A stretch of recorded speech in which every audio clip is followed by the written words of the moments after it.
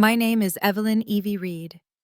I'm 35 and I'm standing at the back of my brother's Navy SEAL ceremony in civilian clothes, invisible to my family who thinks I'm a military dropout.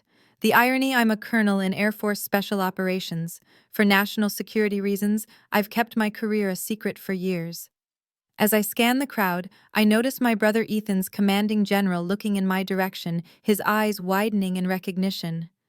Before I tell you what happened next, let me know where you're watching from. Drop a like if you've ever had to hide your success from people who doubted you. Growing up in San Diego as the daughter of retired Navy Captain Marcus Reed meant military excellence wasn't just encouraged, it was expected. Our home was adorned with naval memorabilia, and dinner conversations revolved around maritime strategy and military history. My father's booming voice would fill our dining room with tales of his deployments, his eyes gleaming with pride as my younger brother Ethan absorbed every word. I listened too, equally fascinated, but somehow my enthusiasm was never quite received the same way. Evie has a sharp mind. My father would tell his Navy buddies who visited, but lacks the discipline for service. This assessment stung particularly because I'd spent my entire childhood dreaming of following in his footsteps. I ran 5 miles before school each morning, studied naval tactics from his bookshelves, and applied to the Naval Academy with perfect grades and test scores. When I was accepted, it was the proudest day of my life. My father actually hugged me, something rare enough to make the moment feel monumental. "Don't waste this opportunity," he said, his voice gruff with what I hoped was emotion. The academy was everything I'd hoped for, challenging and fulfilling. I excelled in strategy courses and physical training, graduating in the top percentile for both. What my family never knew was that during my junior year, I was quietly approached by intelligence officers who had noticed my aptitude in several key areas. They offered me a position in a classified program that required an immediate transition and absolute secrecy. The program demanded I create a cover story. The officers suggested the simplest explanation, that I'd washed out of the academy. It would be believable enough many talented candidates didn't make it through and would draw minimal attention. I agreed, believing my family would eventually learn the truth when my assignment allowed. I couldn't have been more wrong. "I just don't understand how you could throw it all away," my mother Catherine said during my first visit home after the dropout. Her disappointment manifested in tight lips and averted eyes. "Your father pulled strings to get you considered." "I didn't ask him to," I replied quietly, the classified nature of my new position sealing my lips from sharing anything meaningful. My father was worse. He didn't rage or lecture. He simply stopped talking about me.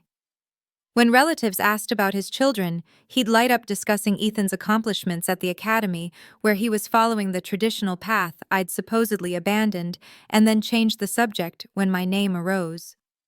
Thanksgiving dinners became exercises in endurance. "Ethan's been selected for advanced tactical training," my father would announce, slicing the turkey with precision. "Top of his class. We're so proud." "It's comforting when your children find their purpose," my mother would add, her hand resting on Ethan's shoulder while her eyes slid past me. My cousin Jessica, always tactless, once asked directly across the table, "So Evie, are you still working that administrative job at the insurance company?" This was the cover story. I'd maintained a boring corporate position that discouraged further questions.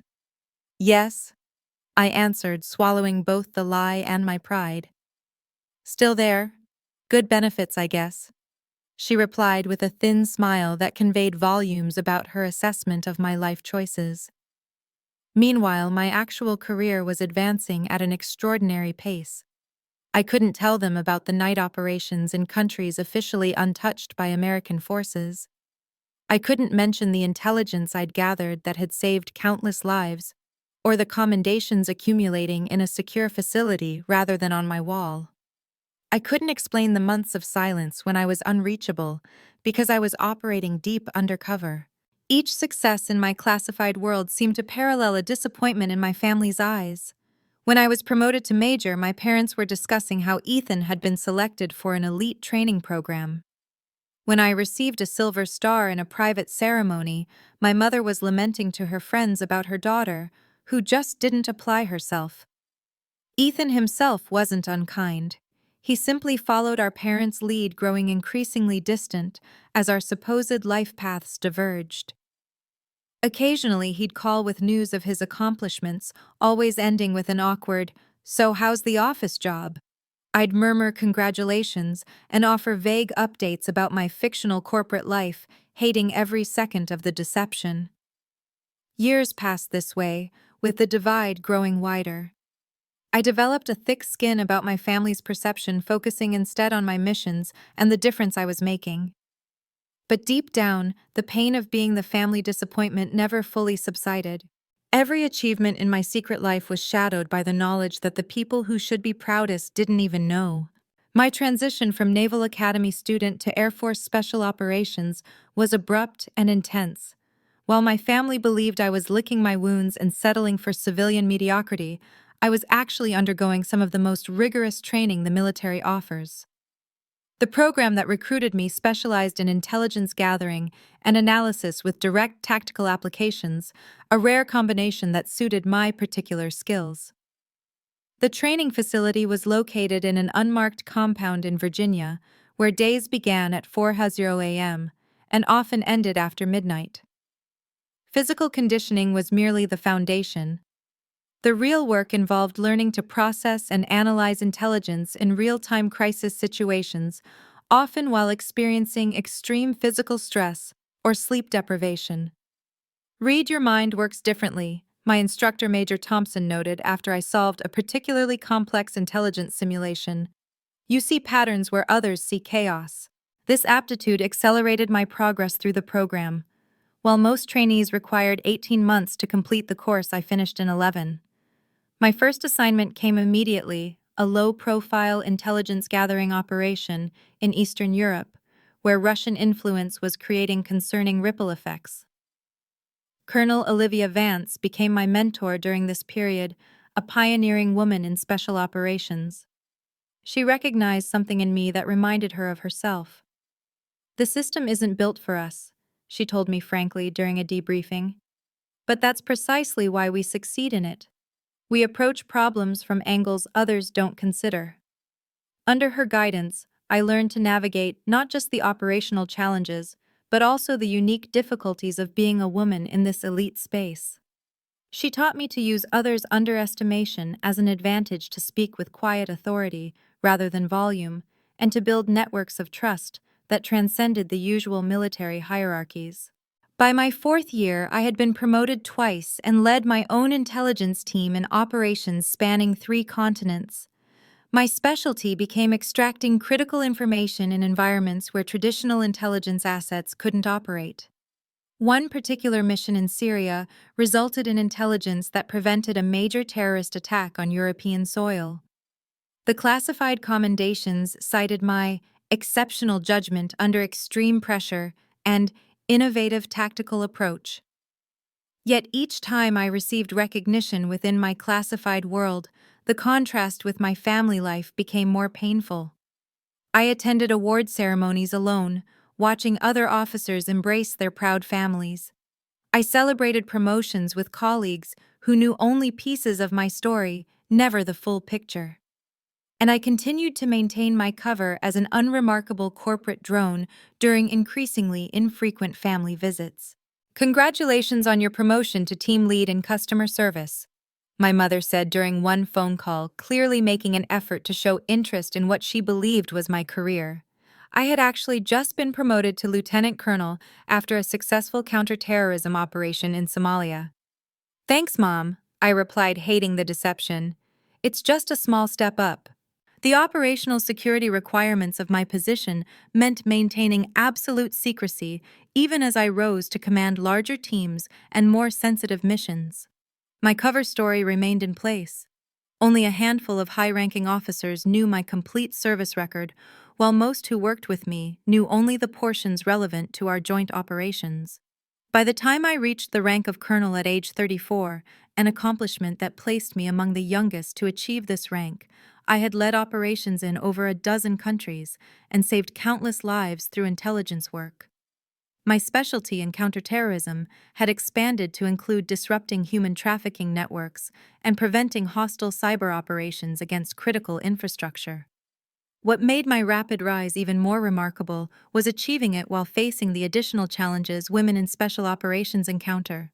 I navigated skepticism from some traditional military circles, adapted to equipment and tactical approaches designed for male physiology, and developed leadership styles that commanded respect in environments where female leaders were still relatively rare. Through it all, I carried the strange burden of my family's disappointment. Each time I returned from a classified deployment to attend a holiday gathering or family event, I stepped back into the role of Evie the underachiever. I became adept at deflecting questions about my work with vague corporate jargon and redirecting conversations to Ethan's increasingly impressive naval career. The weight of these dual identities grew heavier with each passing year. There were moments when the deception felt unbearable, like when my father made a passing comment about people who couldn't cut it in real service, or when distant relatives asked patronizing questions about when I might find direction in my life. But my commitment to national security and the missions I led always silenced the impulse to reveal the truth. The work was too important, the stakes too high. If maintaining my family's disappointment was the price for operational security, I would continue to pay it regardless of the personal cost. Last Thanksgiving marked a particular low point in my relationship with my family. I'd just returned from coordinating a joint intelligence operation with NATO forces, 36 sleepless hours of tension that ultimately prevented a significant security breach. Instead of recovery time, I went straight to my parents' house, exchanging tactical gear for civilian clothes and the hypervigilance of command for the different tension of family dinner. My father stood at the head of the table, a crystal glass raised in a toast. "To Ethan," he announced, his voice carrying the captain's authority that never quite left him, whose selection for the elite SEAL training program continues our family's tradition of excellence in service. Everyone raised their glasses. My mother beamed with pride, her eyes glistening. "We couldn't be prouder," she added. I joined the toast sincerely. Ethan's accomplishment was significant, and despite our strained relationship, I respected his dedication. But as glasses clinked and congratulations flowed, my mother leaned toward her sister and whispered just loudly enough for me to hear, "At least one of our children is making us proud." The comment sliced through me despite years of developing a thick skin. I excused myself to the kitchen ostensibly to help with dessert, but really to compose myself. My cousin Jessica followed, cornering me by the refrigerator. "So still pushing papers at that insurance company?" she asked, sipping her wine with an air of superiority. Jessica had recently been promoted at her law firm and never missed an opportunity to highlight the contrast in our careers. "Something like that," I replied, focusing on arranging pie slices rather than meeting her gaze. "You know, my firm has an opening in our administrative department," she offered with faux generosity. "Probably pays better than what you're making. I could put in a word." I thanked her politely while imagining how she might react if she knew I'd just briefed the Joint Chiefs of Staff the previous week. The dinner conversation shifted to a recent military operation that had made national news, an operation I had actually helped coordinate from the intelligence side. I sat silently as my father and uncle analyzed what little information had been released to the public, both confidently incorrect about how the mission had unfolded. "If they'd approached from the eastern perimeter instead," my father declared with authority, "they could have avoided that initial resistance." I took a long sip of water, knowing the eastern perimeter had been deliberately avoided due to intelligence I'd personally verified about hidden surveillance systems. The urge to correct him burned in my throat, but I swallowed it with my water. After dinner, Ethan announced his engagement to his girlfriend, Dr. Ava Chen, a naval medical officer he'd met during his training. The family erupted in celebration. Champagne appeared, toasts multiplied, and my mother immediately began discussing wedding plans. In the midst of this joyful chaos, my secure phone vibrated with the pattern that indicated the highest priority. I slipped away to the guest bedroom to check the message: immediate deployment orders. A situation had developed that required my specific expertise with extraction scheduled in 3 hours. I returned to the celebration, pulling Ethan aside to offer genuine congratulations and explain that a work emergency required me to leave immediately. His face fell in disappointment tinged with familiar judgment. Seriously, Evie, it's my engagement celebration. What kind of insurance emergency happens on Thanksgiving night?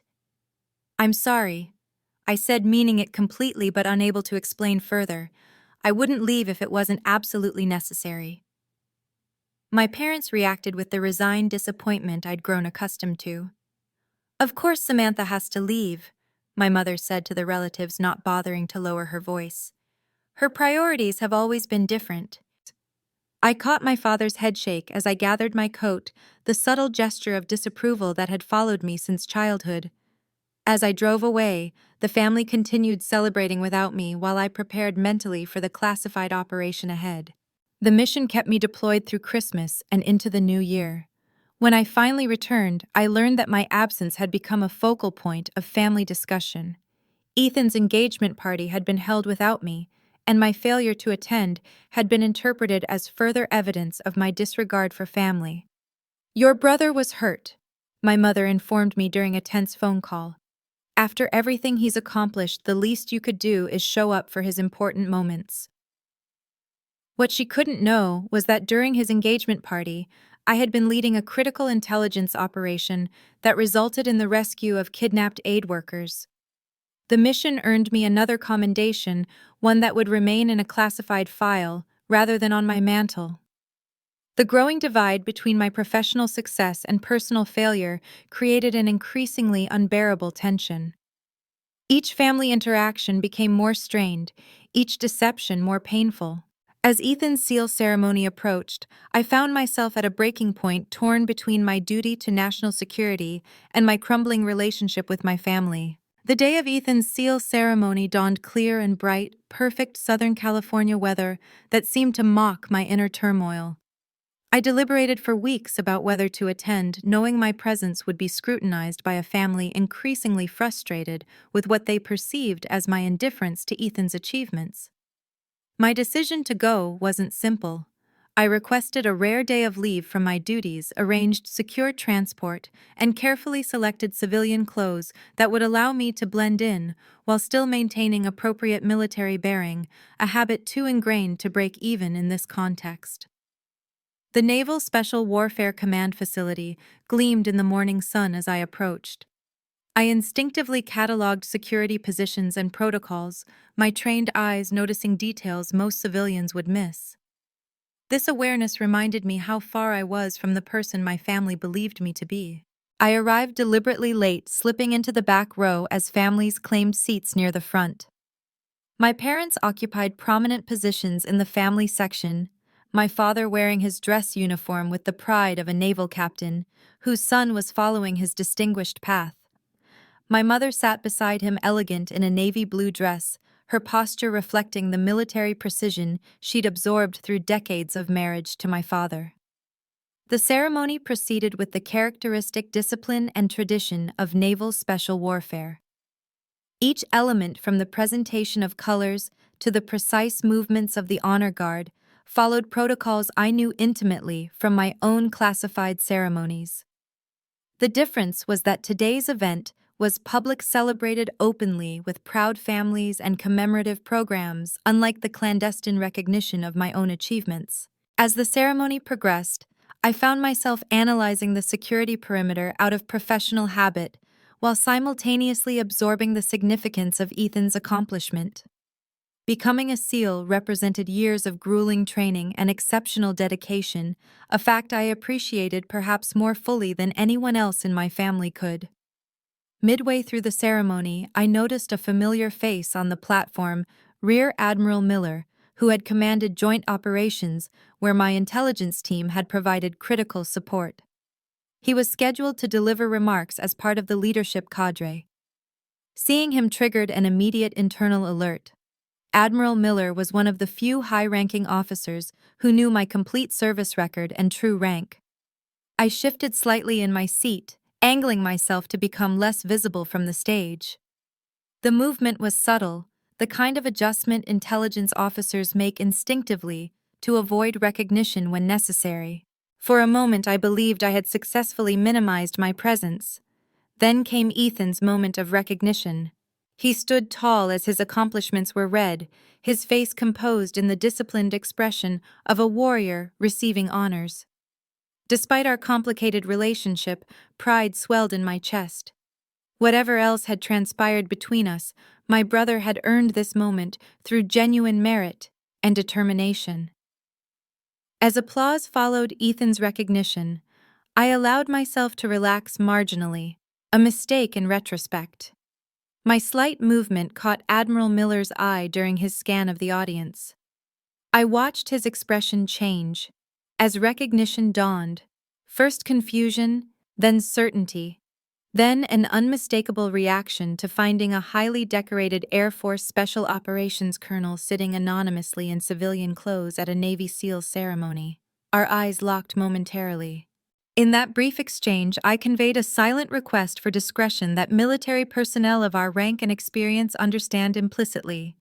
The Admiral gave an almost imperceptible nod, and I believed the moment had passed without incident. The ceremony continued with the remaining recognitions and formal remarks. I began calculating my exit strategy, planning to congratulate Ethan briefly before departing to avoid extended family interaction. But as the formal portion concluded, and families began moving toward their graduating SEALs, I noticed Admiral Miller conversing with another officer while gesturing subtly in my direction. My internal alarm sharpened. The second officer, Commander Davis, had also worked with my team during a joint counterterrorism operation the previous year. Now both men were looking in my direction with the particular expression of military leadership, preparing to acknowledge a fellow officer. I began moving toward the exit, hoping to evade the approaching confrontation, but the crowd's movement blocked my path. As families surged forward to congratulate their graduates, I found myself inadvertently pushed toward the area where Ethan stood with my parents, rather than toward the exit I'd been targeting. In that moment of navigational confusion, Admiral Miller reached me, his commanding presence parting the crowd around us. I straightened instinctively, muscle memory responding to the presence of a superior officer despite my civilian clothes. What happened next would permanently alter my family's perception and change the course of our relationships forever. Colonel Reed, Admiral Miller's voice carried clearly above the post-ceremony chatter. I didn't expect to see you here today.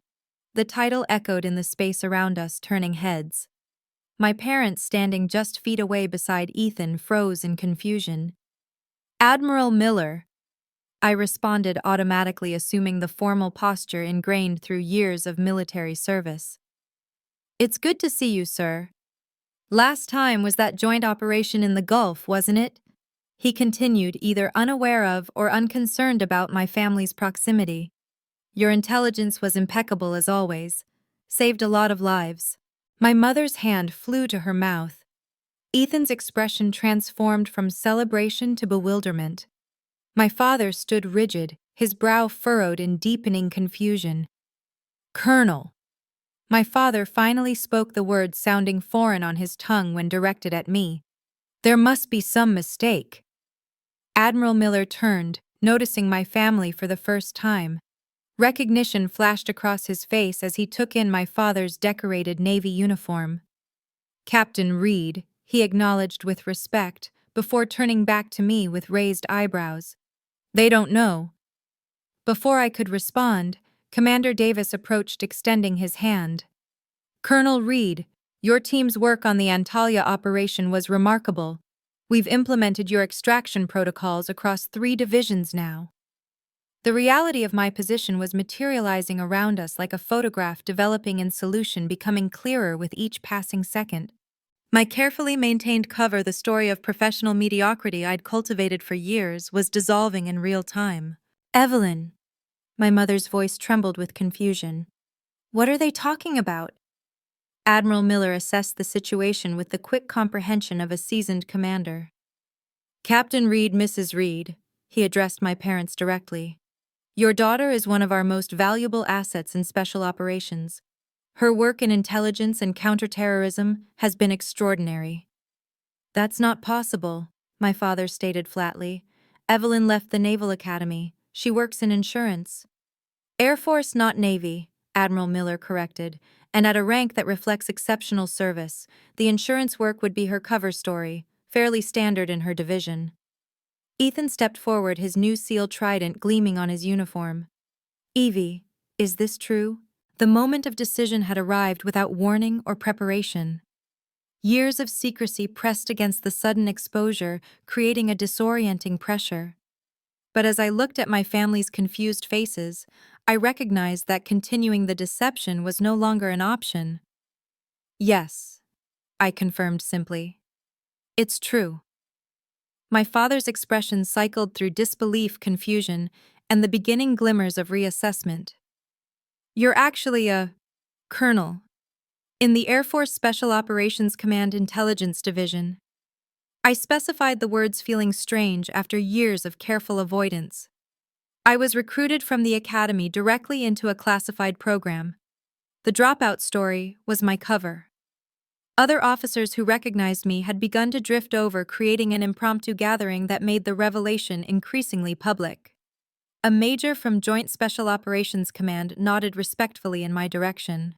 Colonel Reed's analysis changed our entire approach in the Mogadishu intervention. My mother looked physically unsteady.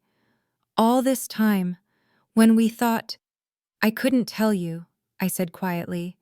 Most of my work is classified at the highest levels. The cover story was a requirement, not a choice.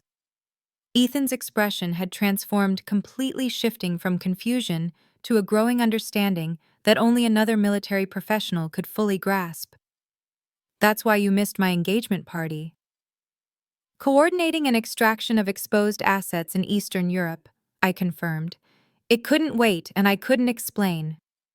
My father, ever the Navy man, had regained his composure and was processing the information with military precision. What's your security clearance level? Higher than I can specify in this setting. I answered the response itself, confirming more than the words contained.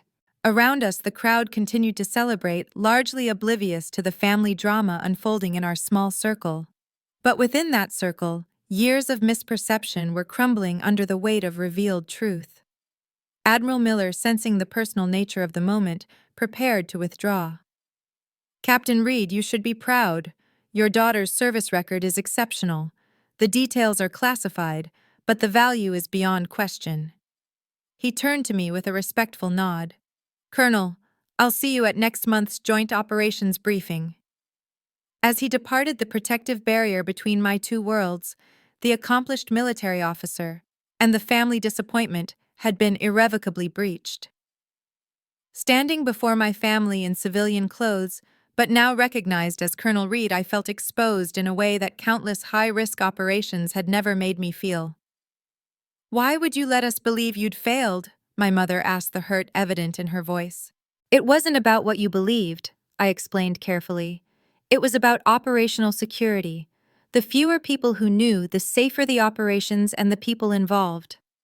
My father, processing this revelation with decades of military experience, was beginning to understand the magnitude of what had been hidden.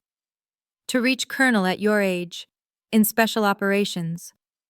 Ethan, with his own military training, was connecting the dots fastest. Those unexplained absences, the vague explanations, that time you showed up at Christmas with what looked like shrapnel wounds you claimed were from a car accident. Not a car accident, I confirmed quietly. As reality settled around us, I watched my family recalibrating years of perceptions and judgments. The disappointment they had carried and the disappointment I had endured was transforming into something else entirely, something yet undefined but irrevocably changed.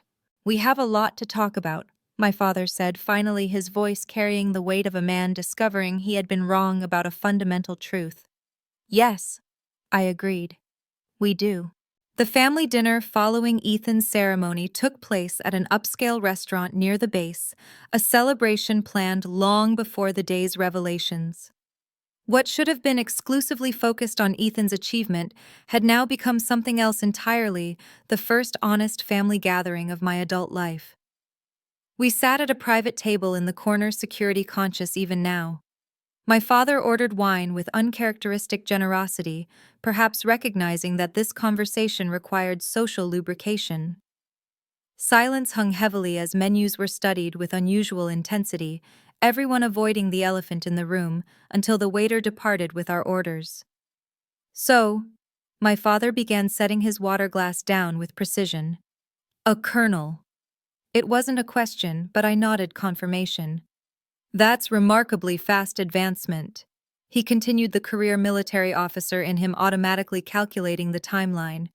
Especially for someone in, he lowered his voice, special operations. It was a unique path, I acknowledged. The program I was recruited into accelerates promotion timelines based on field performance rather than standard time and grade requirements.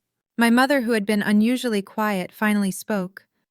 All those times we thought you were being flaky or irresponsible, disappearing from family events, being unreachable for days.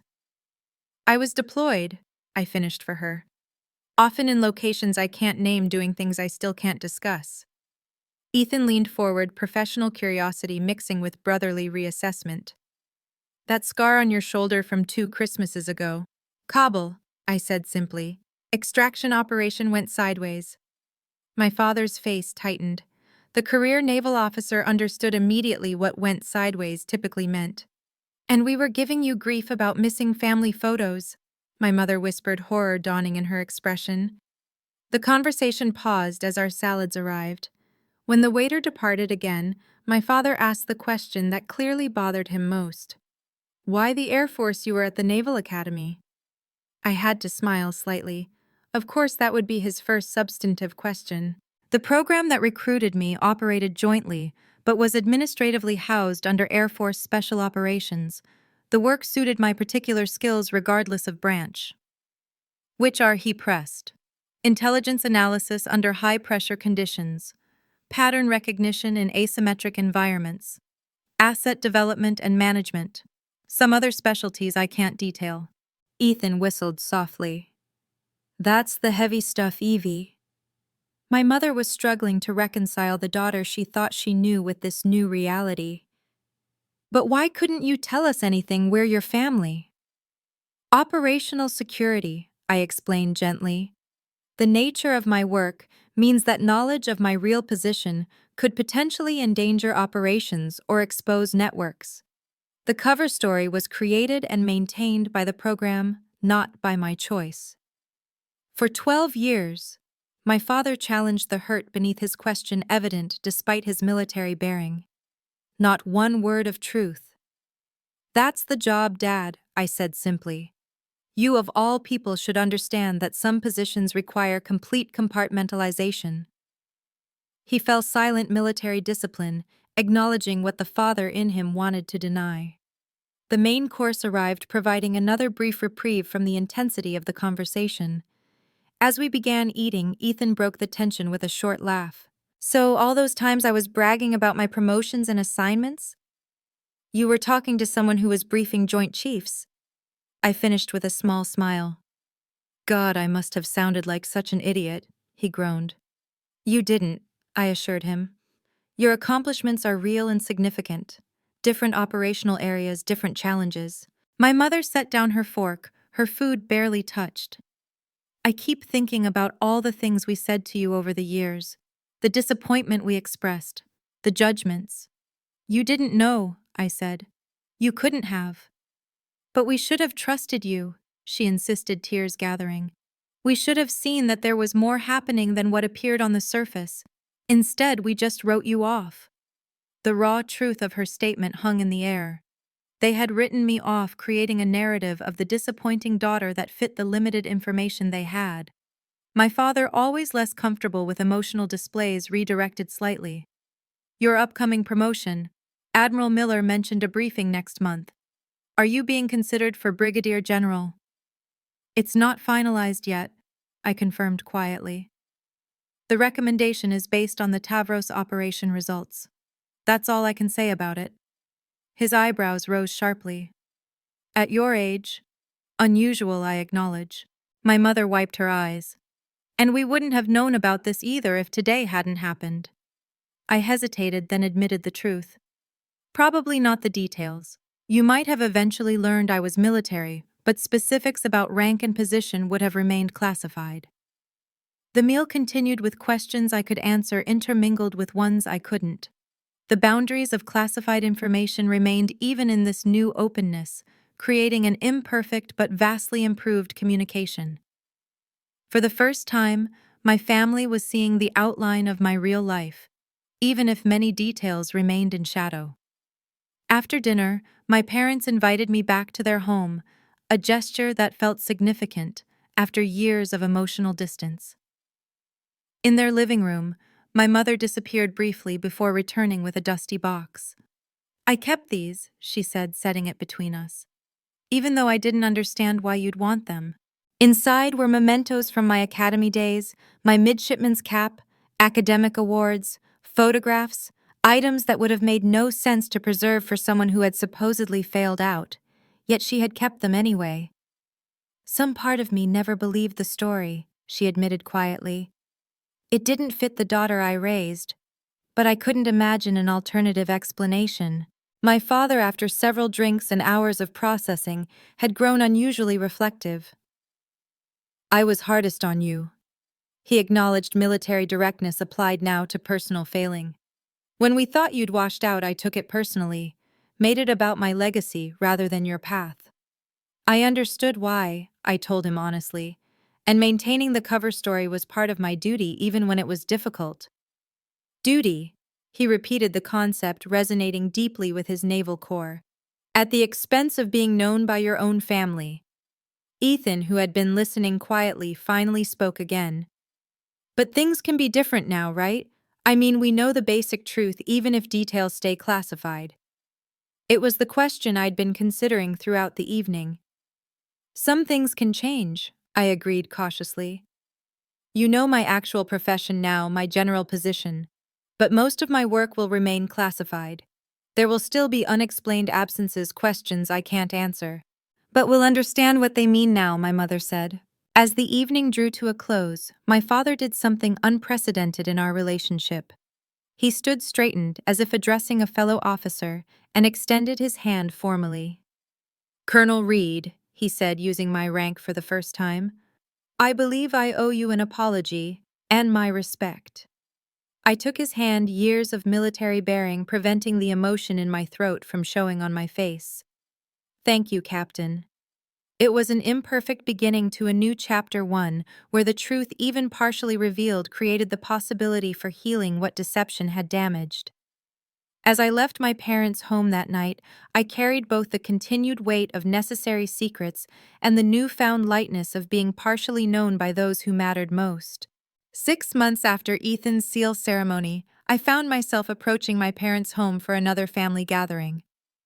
This time, a 4th of July barbecue that had been a Reed family tradition for decades.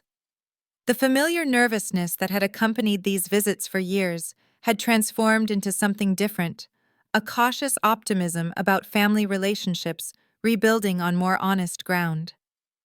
As I walked up the driveway carrying a dish I'd actually prepared myself, rather than the usual hastily purchased store contribution, I noticed several of my father's old Navy colleagues gathered around the grill.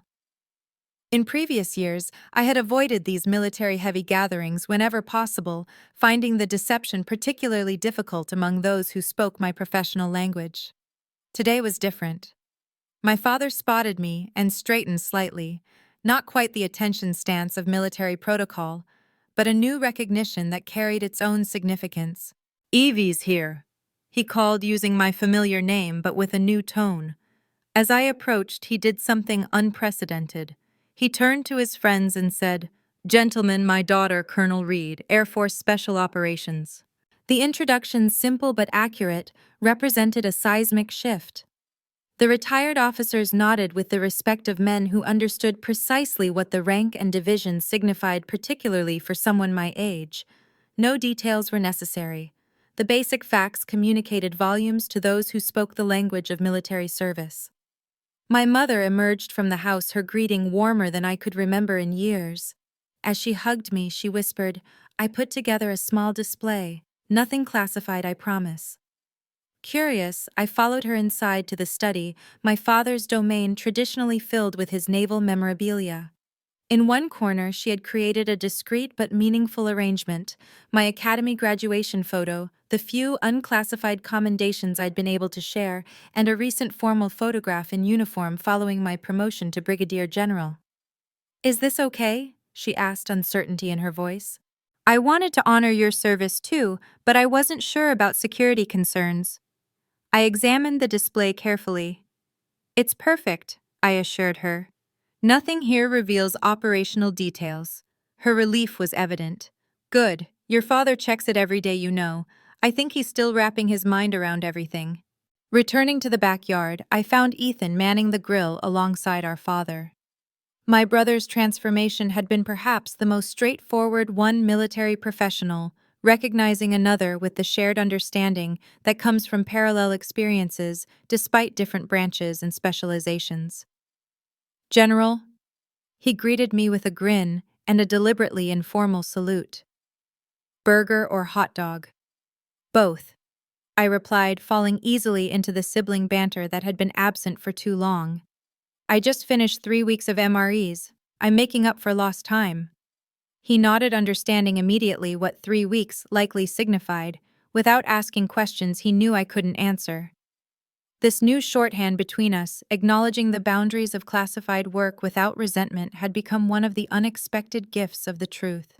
The afternoon progressed with a lightness I hadn't experienced at family gatherings in over a decade. Though many topics remained off-limits: my recent deployment locations, the nature of current operations, the specifics of upcoming assignments, the fundamental truth of who I was and what I did now formed the foundation of our interactions. My father, always more comfortable with actions than words, found ways to express his changed perspective. He introduced me to his colleagues with unmistakable pride. He referenced my operational insight when discussions turned to current military affairs. And most tellingly, he deferred to my expertise in areas where Air Force operations intersected with naval concerns, a professional respect that meant more than any verbal apology.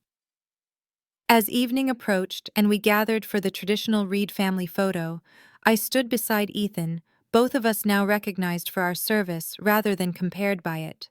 My mother arranged us with the precision of a longtime military spouse. "My children," she said to a neighbor who was taking the photograph, "both serving their country just in different ways." The simple statement acknowledged the parallel value of our different paths, a recognition that would have seemed impossible a year earlier. Later, as fireworks illuminated the sky, my father joined me at the edge of the yard, where I'd stepped away briefly to check a secure message. "All good?" he asked, the question encompassing more than the immediate communication. "Yes," I confirmed, returning the phone to my pocket. "Nothing urgent." He nodded, gazing upward at the patriotic display rather than at me, a military man's approach to an emotional conversation. "I've been thinking about what it cost you," he said finally. "Carrying that cover story all these years, bearing our disappointment when you were actually doing my job." I finished when he trailed off. "That's all it was, Dad. The job I was assigned with the parameters required. But the personal cost," he insisted, still watching the fireworks.